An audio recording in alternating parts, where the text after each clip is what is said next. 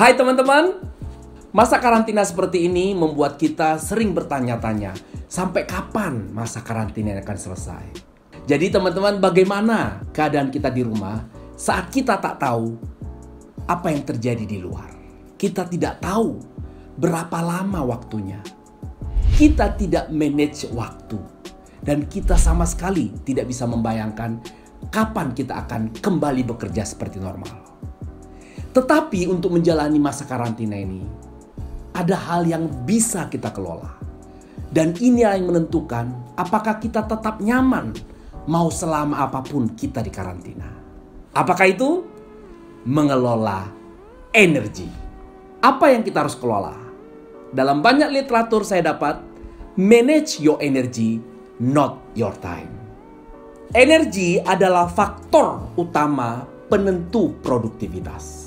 Orang yang bekerja bahkan sampai 12 jam di depan laptop belum bisa dikatakan produktif kalau dia tidak bisa mengelola energinya saat bekerja. Sebaliknya, orang yang cukup 4 jam di depan laptop tetapi mengerahkan semua energinya, bisa jadi dia lebih produktif daripada orang yang 10 jam di laptop. Hal lain teman-teman adalah tubuh dan pikiran jadi satu. Apa yang dikerjakan oleh tubuh akan melelahkan pikiran. Dan apa yang dimakan oleh pikiran akan juga diasup oleh tubuh. Jadi untuk energi ini tetap ada pada tubuh, tentu saja dimulai dari pikiran. Saya akan berikan beberapa tips bagaimana mengelola energi Anda sekaligus dimulai dari mengelola pikiran kita. Sekarang saya akan berikan 4 tips bagaimana mengelola energi baik di masa karantina maupun setelah periode karantina ini. Tips pertama, mengelola segala sesuatu yang sifatnya jangka pendek. Kesehatan Anda, istirahat Anda, target-target deadline harian Anda. Juga menentukan program-program kecil yang Anda lakukan. Dengan mengelola energi Anda untuk tujuan-tujuan dan pekerjaan jangka pendek, secara otomatis kita bisa memanage energi kita sehari demi sehari, sehari demi sehari. Tak terasa sudah 3 minggu kita lalui karena mengelola pekerjaan-pekerjaan dan target jangka pendek. Tips kedua, fokus pada strategi jangka panjang. Setelah masa karantina ini, tentu saja kita segera kembali pada kehidupan yang normal, bekerja kembali di kantor, di perusahaan Anda, atau mengelola kembali bisnis Anda. Tentu saja dibutuhkan strategi baru. Karena beberapa bulan dari masa kerja kita 1 tahun telah terambil di masa karantina ini. Kita butuh terobosan-terobosan baru untuk bisnis kita di jangka panjang nanti. Apakah melahirkan bisnis baru? Apakah bikin lini bisnis baru? Apakah kolaborasi baru? Penghematan-penghematan baru, investasi baru, dan lain-lain. Jika Anda terus memikirkan itu, Anda akan punya energi yang besar menyambut datangnya hari baru.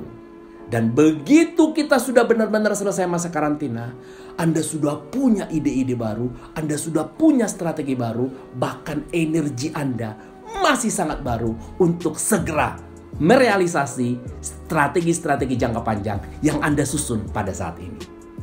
Tips ketiga, hindari gangguan yang mengalihkan perhatian Anda.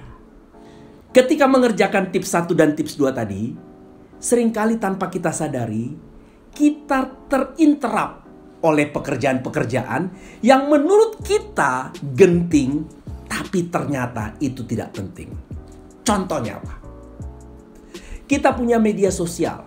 Di saat-saat seperti ini, rasanya ingin terupdate melalui WA Group, Instagram, dan seluruh media sosial yang kita miliki. Dan tanpa kita sadar, kita cek 2 menit sekali, 2 menit sekali, 2 menit sekali. Kita merasa itu sangat genting, tetapi sebenarnya nggak penting. Anda tetap bisa menggunakan media sosial tanpa harus melakukan checking-checking dengan rutinitas jangka pendek. Anda checking saja siang, sore, dan malam. Dengan demikian, energi Anda berfokus pada poin 1 dan poin 2 tadi tanpa terganggu dengan hal-hal yang mengalihkan perhatian Anda. Tips keempat, batasi hal-hal yang membuang waktu Anda. Contohnya apa? Melihat media sosial yang tadi itu tanpa kita sadar, kita replay, kita repost, kita bahas, kita capture, kita simpan, kita share lagi dan lain-lain. Itu akan membuang waktu kita.